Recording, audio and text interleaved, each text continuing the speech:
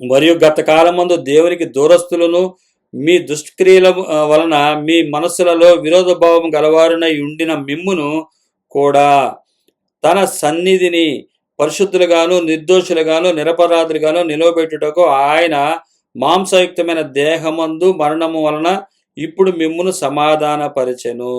మాంసయుక్తమైన దేహమందు మరణము వలన ఇప్పుడు మిమ్మును ఆయన శిలువ మరణ పునరుత్థానాల ద్వారా మనలను సమాధానపరిచాడు. మన సమాధానం కోసం ఆయన ఇంత చేశాడు.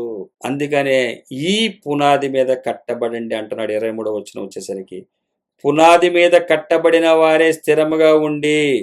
కొలసి సంగమా, ఇక్కడ వరకు మీరు బాగానే ఉన్నారు, ఇలాగే కంటిన్యూ కావాలి, మీరు ఇదే కంటిన్యూ చేయండి.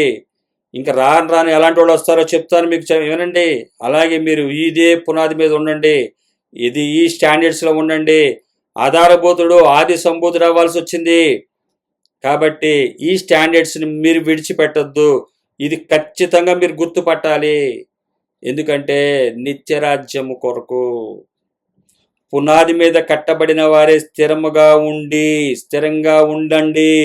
మీరు విన్నట్టు ఆకాశం క్రింద ఉన్న సమస్త సృష్టికి ప్రకటింపబడినట్టు, ఆకాశం క్రింద ఉన్న సమస్త సృష్టికి ప్రకటింపబడినట్టు ఈ సువార్త వలన కలుగు నిరీక్షణ నుండి తొలగిపోక, ఈ సువార్త వలన కలుగు నిరీక్షణ నుండి తొలగిపోక, మరణం వలన ఇప్పుడు మిమ్మును సమాధానపరిచాడే ఈ సువార్త వలన, ఆయన కుమారుని రాజ్య వారసులుగా చేశాడే ఈ సువార్త వలన, తేజో సంబంధమైన పరిశుద్ధ స్వాస్యంలో పాలువారుగా చేశాడే ఈ సువార్త వలన తొలగిపోమాకండి. ఇదే సువార్త.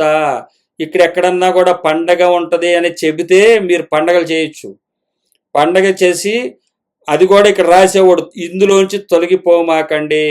యేసుక్రీస్తు వారికి పుట్టినరోజు చెయ్యండి, పుట్టినరోజున క్రిస్మస్ చెయ్యండి, ఇదిగో డిసెంబర్ 25 అని రాసేవాళ్ళు. ఇక్కడ పరిశుద్ధాత్మ దేవుడికి మన పూర్వీకుల ఆదాము గారి దగ్గర నుంచే రాయగలిగితే బైబిల్లో క్రిస్మస్ గురించి ఎందుకు రాయరు? నా చిన్నప్పుడు పిడి సుందర గారు మరి ఎవరు అనుకుంటా, క్రిస్మస్ డేట్ ఉందా, ఎక్కడుందో చెప్పండి, చూపించండి బైబిల్ అని అడిగేవాడు. కొంతమంది ఎవరు అడిగేవాళ్ళు, క్రిస్మస్ చేస్తున్నారు డిసెంబర్ 25 అని ఎక్కడుందని. వాళ్ళ తర్వాత ఈ అన్యులు అడగడం మొదలుపెట్టారు. నాకు తెలీదు, చాలా వరకు నాకు 2-3 ఏళ్ళ నుంచి ఈ విషయం తెలిసింది. కానీ నా కుమార్తె ఇట్లాగా ప్రభు మహిమలో చేర్చబడిన తర్వాతే నాకు ఈ విషయం తెలిసింది. 3 నెలల తర్వాత సేవకులు విన్సెంట్ పాలయ్య గారు ఆయనతో పరిచర్లోకి వెళ్తున్నప్పుడు ఆయన తెలియపరిచింది, ఇది పండగలు లేవు, మనం పండగలు చేసుకోకూడదు, పెళ్లి రోజులు పుట్టినరోజులు ఏమి లేవు అన్న సంగతి తెలీదు. వారు ఒక వాక్యం చెప్తే అనేక రకాల వాక్యాలు నాకు దేవుడు తన కనికరం చొప్పున చూపించాడు. అదే కదా ఇక్కడ కొలసి సంఘం, అదే కదా ఎఫ్ఎఫ్రా చూపించింది 3 పాయింట్లు. అయితే ఇంకా రాబోయే రోజుల్లో కూడా ఏం జరగబోతుందో జాగ్రత్తగా ఉండండి, ఇది కంటిన్యూ చేయండి అని చెప్తున్నాడు. ఇక్కడికి వచ్చి ఈ సంఘానికి లెటర్ రాసి చెప్తున్నాడు పౌలు గారు. అని కొలసి సంఘానికి వెళ్ళ ఇది జైల్లో ఉండి రాస్తున్నారని చెప్తూ రాయబడుతుంది.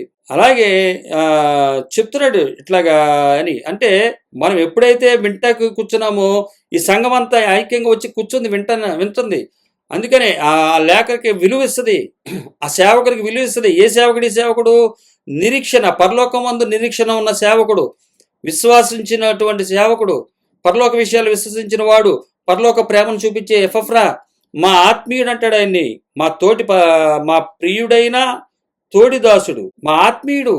ఆ సంఘాన్ని ఇంకా బలపరుస్తున్నారు అనమాట. ఇదే సంఘానికి వస్తే ఈ విధమైనటువంటి బలాన్ని కావాలి. లోక విషయాలకి ధైర్యం తీసుకొస్తే ఏమొస్తుంది? ఎంత ధైర్యపరిచినా లోక విషయాల్లో ధైర్యం తీసుకొస్తే ఎన్నాళ్ళు వాళ్ళు ఉంటారు, ఎన్నాళ్ళు అది ఉపయోగపడుతుంది? 60-70 సంవత్సరాల కోసం బతికే లెక్కైతే బైబిల్ దగ్గర అనవసరం, స్టేజీల మీద ఉంటాం అనవసరం, శ్రమ అనవసరం, ఇంకో చోట ఉద్యోగం చేసుకుని పోషించబడతారు కదా. సత్యం దగ్గరికి వచ్చి అబద్ధాన్ని వెంబడిస్తే.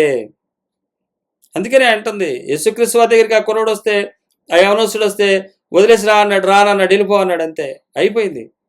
70 మంది శిష్యులు వెళ్ళిపోతాన్నారు, వెళ్ళిపోండి అన్నాడు. మీరు వెళ్తారా అన్నాడు ఆయన శిష్యుల్ని. ఉంటామన్నారు, ఉండండి, ఉంటే ఆలకించండి. ఆయన చిత్తంలో ఉన్నవారు రావటం అంటే అదే, ఆయన మాటలు అంగీకరించేవారు. ఈ కొలసీ పత్రిక ఎంత చక్కనగా మనకి వివరించబడుతుంది ఇక్కడ. తొలగిపోమాకండి. ఏ పునాది వేసాడు మీకు? ఏ పునాదిలో ఉన్నారు మీరు? ఇదే పునాది మీద ఉండండి. మిమ్మల్ని పునాదిని పాడు చేసేవాళ్ళు ఎలాంటి వాళ్ళు ఉంటారో, మిమ్మల్ని ఏమేం చేస్తారో తర్వాత చెప్తాడు. రెండో అధ్యాయం వచ్చేసరికి వాళ్ళ రంగులు ఎలా ఉంటాయో చూపిస్తా. వాళ్ళ వాళ్ళ ఒక పరిచర్య, వాళ్ళు చేసే విధానం ఎలా ఉంటుందో చూపిస్తారంటున్నాడు. ఇంత చక్కని దేవుడు మన దేవుడు. తప్పిపోకుండా అన్ని సాదృశ్యాల్ని ఎన్ని బయలుపరిచి, ఒక్క బైబిల్ అనే స్కేల్లో, ఈ బైబిల్ స్కేల్ ఇది ఎప్పుడు ప్రపంచంలో ఎన్ని బిల్డింగ్లు మారినా, పొలాలు మారినా, ఆస్తులు గొప్పగా పెద్ద పెద్ద స్ట్రక్చర్స్ వచ్చేసినా, పెద్ద పెద్ద ఊర్లు మారినా, ఇది ఎట్లాగే ఉంటుంది స్కేలు. క్రైస్తవుడు కూడా ఇంతే, ఇదే స్కేల్లో ఉండాలి. ఈ స్కేల్ నుంచి పెరగకూడదు. చూసినట్టయితే పెద్ద 10 అంతస్తులు కాదు, 100 అంతస్తులు కట్టిన బిల్డింగ్ దగ్గరికి వెళ్ళి చూడండి, ఒక స్కేల్ పెట్టండి అక్కడ, అదే స్కేల్ ఆ బిల్డింగ్ మొత్తాన్ని కొలవాల్సింది. నీకున్న ఆస్తులు, నాకున్న ఆస్తుల్ని ఈ స్కేలే కొలవాలి. ఈ స్కేల్ దాటి వెళ్ళకూడదు. ఇది స్కేల్. ఇది మనకి క్రైస్తవుడికి బైబిల్ అన్నది స్కేల్. క్రీస్తు వారి దగ్గరికి వచ్చారంటే ఈ స్కేల్ దాటి ఇంకో చోటకి వెళ్ళకూడదు. వెళ్ళాడంటే వాడు చీకటిలోంచి పిలిచింది ఈ స్కేల్గా, వెలుగ్గా బతకండి, ఇదిగో స్కేల్ అని ఇస్తే, ఈ స్కేల్ని తీసుకెళ్ళి పక్కన పెట్టి సంకలో పెట్టేసుకుని, లేదా బ్యాగ్లో పెట్టేసుకుని, ఈ స్కేల్ పక్కన పెట్టి మీకున్న స్కేల్ టేపులు తీసి, టేపులు ఈరోజు ఆస్తులు కొలవాలంటే టేపులతో కొలుస్తున్నారు. 100 టేపు కాదు, 200 టేపు కాదు, 400 టేపు కూడా చూసాను. మరి 1000 అడుగుల టేపు కూడా ఉంటుంది. ఇంకా అంటే ఇప్పుడు శాటిలైట్ నుంచి కూడా తీస్తున్నారు. సరిపోట్ల ఆస్తులు. కానీ క్రైస్తవుడికి ఈ స్కేల్తో కొలిసిన ఇల్లే ఉండాలి. ఈ స్కేల్తోనే కొలుసుకున్నంత ఇల్లులోనే బతకాలి. ఇది స్కేలు, క్రైస్తవుడికి ఇచ్చిన స్కేల్ ఇది. ఇందులో తప్పితే ఇంక వేరేది ఏం లేదు. అలా లోకంలో ఉన్నట్టే టేపులు తీసుకొస్తున్నారంటే 50 అడుగుల టేపు తెచ్చినా, 100 అడుగుల టేపు తెచ్చినా, 200 అడుగుల టేపు తెచ్చుకున్నా కూడా మీరు లోకంలో ఉన్నట్టే, దేవుళ్ళో ఉన్నట్టు కాదు. లోకానికి మీరు వెలుగు కాదు, చీకటి అని అర్థం. మామూలు చీకటి కాదు. మామూలుగా దేవుని ఎరగని వారు ఒక చీకటి ఉంటే, చీకటిలో ఉంటే అంతకన్నా గాఢ అంధకారమైన చీకటిలో ఉన్నవారని లెక్క. క్రీస్తు వారి సంఘంలోకి వచ్చి కూడా, స్టేజీ మీద ఉండి కూడా ఈ స్కేల్ని దాటి వెళ్ళేది కాదు క్రైస్తవ్యం. ఎప్పటికీ వెళ్ళదు. ఎన్ని బిల్డింగులు పెరిగినా, ఎంతమంది ఆస్తులు పెరిగినా దీని ఆస్తి పెరగదు. ఇది ఇంతే. ఇది ఇప్పుడు భూలోకంలో ఉన్న నాడు వరకు ఈ బైబులే ఆస్తి. ఇది తప్ప ఇంకేం ఉండదు. ఈ స్కేల్ ప్రకారం ఉండేవాడే క్రైస్తవుడు, క్రీస్తు మాటను వెంబడిస్తున్నవారు. అందుకని కొలసీ సంఘానికి వివరంగా చెప్తున్నాడు, అయ్యా మనకి ఇవ్వబడినటువంటి స్కేల్ ఇది, పునాది ఇది. అందుకని 23వ వచనంలో చెప్తున్నాడు, పునాది మీద కట్టబడిన వారే స్థిరముగా ఉండి. కొలసీ రాసిన పత్రిక 1:23లో, మీరు విన్నట్టు ఆకాశం క్రింద ఉన్న సమస్త సృష్టికి ప్రకటింపబడినట్టు, సమస్త సృష్టికి కూడా ప్రకటించబడిన ఈ సువార్త వలన కలుగు నిరీక్షణ బట్టి తొలగిపోమాకండి. తొలగొద్దు. ఈ స్కేల్ నుంచి మీరు బయటికి వెళ్ళారా, విశ్వాసమందు భ్రష్టులైపోతారు. అందుకని చెప్తున్నాడు, విశ్వాసమందు నిలిచిండి నెడలా ఇది మీకు కలుగును. ఏది మీకు కలుగును? 1వ అధ్యాయము 13వ వచనంలో, తాను ప్రేమించిన తన కుమారుని యొక్క రాజ్య వారసులుగా చేశాడు, అది కలుగుతుంది. తేజో సంబంధమైన 12వ వచనం, తేజోవాసులైన పరిశుద్ధుల స్వాస్థ్యంలో పాలువారు మగుటకు మనల్ని పాత్రులుగా చేశాడు తండ్రి. అది మనకి అవకాశం.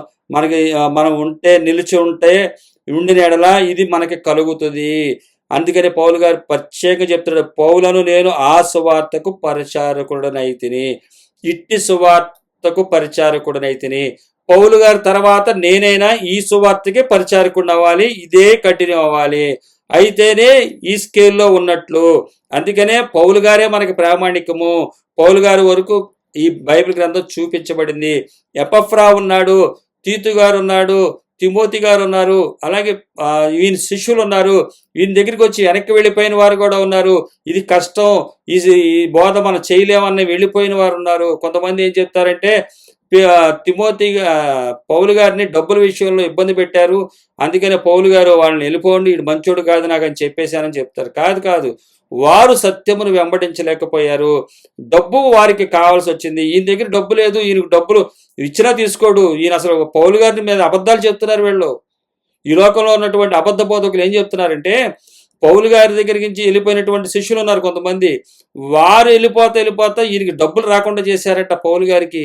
పౌలు గారే పెంటతో సమానంగా ఎంచుకుంటేనంట పౌలు గారి డబ్బులు రాకుండా చేశారంటే వీళ్ళు చెప్తున్న మాటలు. పౌలు గారి డబ్బులు నాకు వద్దురా అని ఆ సత్య ఇదే సత్యంలో ఇదే స్కేల్లో నడవండిరా అంటే ఇబ్బంది వెళ్ళిపోయారు. ఇప్పుడు మీకు వివరించడం కుదరదని చెప్పట్లా, అంటే నేను కూడా చూడాలి దాన్ని, ఎందుకంటే రాయబడి ఉంది తెలుసు. అయితే ఇది ఈ స్కేల్ ప్రకారం నడవాలంటే నడవలేక వెళ్ళిపోయారు. దేమేత్రి ఎవరో ఉన్నారు, వీళ్ళు కొంతమంది వెళ్ళిపోయారు.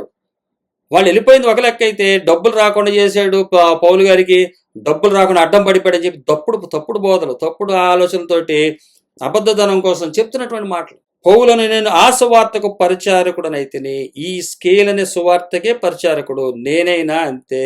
నా జీవితానికి సంబంధించిందే ఇది, నేను చేయాల్సిందే, నేను అనుసరించాల్సిందే. నా బహుమానాన్ని నేను పోగొట్టుకోకూడదు.